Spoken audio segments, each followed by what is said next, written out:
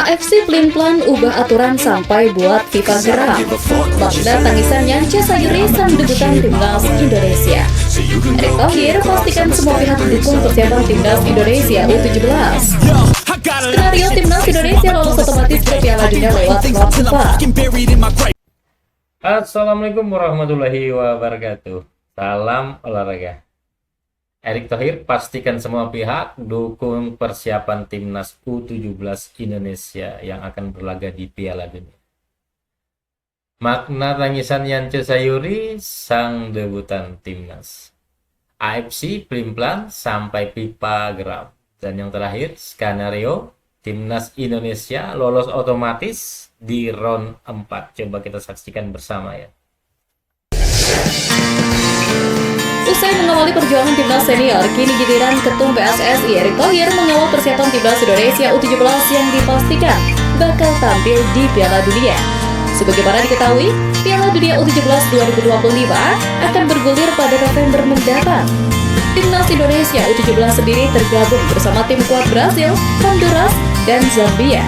Hal tersebut tentu menjadi tantangan bagi skuad asuhan Nova Arianto, mengingat mereka bakal bertemu juara Piala Dunia U17 4 kali, Brazil. Sedangkan Honduras dan Zambia sama-sama bakal melakoni debut mereka di putaran final Piala Dunia U17 kala edisi 2025.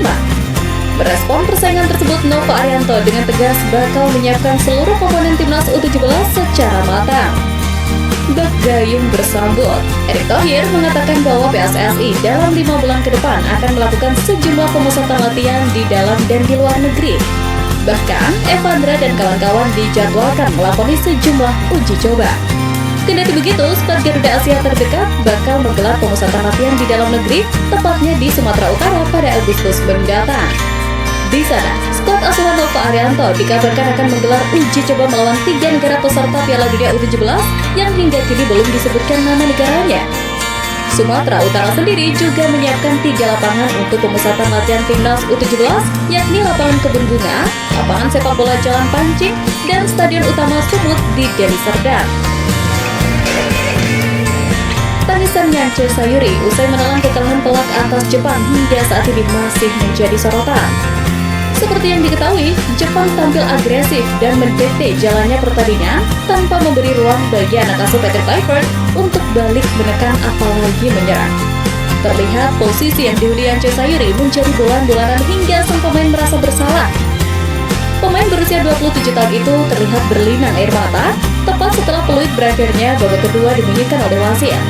Melihat rekannya menangis, sejumlah pemain timnas Indonesia lainnya sempat menghampiri Yance Sayuri dan berusaha untuk menguatkannya. Kapten Jay Izzels, Tom Hai, hingga Joy Pelupesi menjadi salah satu 3 pemain yang menghampiri Yance dan mencoba untuk menghibur pemain Maluku United tersebut. Setelah pertandingan, manajer timnas Indonesia Sumarji akhirnya menceritakan makna di balik tangisan Yance Sayuri usai digulung Jepang dengan skor 0-6.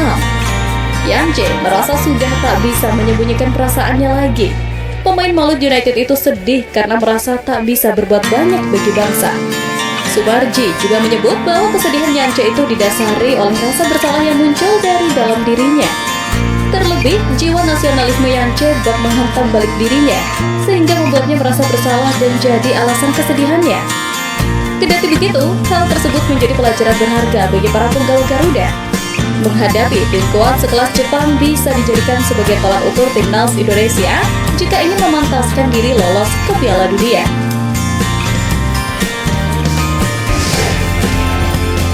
Perjuangan timnas Indonesia untuk ke Piala Dunia 2026 menemui babak baru. Skuad Garuda berhasil lolos ke round 4 kualifikasi Piala Dunia 2026 dan akan bersaing dengan 5 tim lain seperti Arab Saudi, Qatar, Irak, Uni Emirat Arab, dan Oman. Namun, meski round 4 kualifikasi Piala Dunia 2026 belum dimulai, sudah terjadi kontroversi soal penunjukan tuan rumah. AFC selaku badan sepak bola tertinggi di Asia justru mencela-mencela dalam menentukan venue untuk babak tersebut. Melansir dari Instagram @blankon.football, AFC bahkan 2 kali mengubah aturan soal penentuan host round 4 kualifikasi Piala Dunia 2026. Aturan awal yang disetujui pada 1 Juli 2023 lalu menyatakan bahwa tuan rumah di babak ini adalah 2 negara dengan performa terbaik di babak ketiga. Jika mengacu aturan tersebut, maka Irak dan Uni Emirat Arab yang layak untuk jadi tuan rumah karena kedua tim itu sama-sama mengoleksi 15 poin.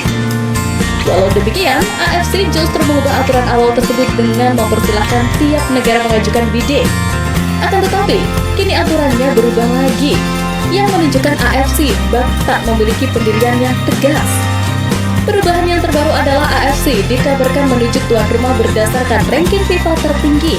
Berdasarkan aturan tersebut, maka dua tim yang bakal jadi host untuk round 4 kualifikasi Piala Dunia 2026 adalah Qatar peringkat 53 dan Arab Saudi peringkat 58. Adapun AFC sendiri mengubah aturan itu memang tidak melanggar aturan, karena FIFA mempersilahkan setiap konfederasi menentukan sendiri, tapi dalam kesepakatan bersama.